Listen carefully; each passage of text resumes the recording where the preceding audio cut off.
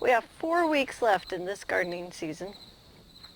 And this is the week of our average first frost. So what that means is typically we will get a frost sometime this week in our region. And we actually did have a frost 2 nights ago.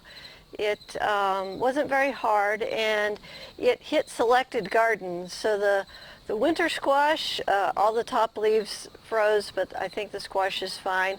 The summer squash in another garden, it was totally fine. So yeah, it's time to start watching the weather. It's warmed up a few degrees, but I did actually see some frost this morning when I went out to feed the sheep.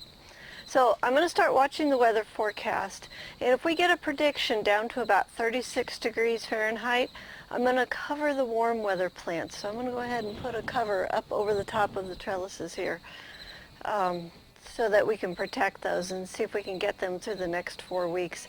I typically won't cover the cold weather plants until it gets down, the prediction is down around 26 degrees Fahrenheit.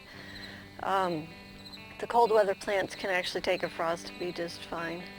So the days are getting shorter and shorter, and we'll just see how long we can keep this garden going. Usually it's pretty easy to keep it going about 4 weeks past the average first frost date with just a few covers. So, all right, we're going to go ahead and get started this morning, and we're going to start in the tomatoes.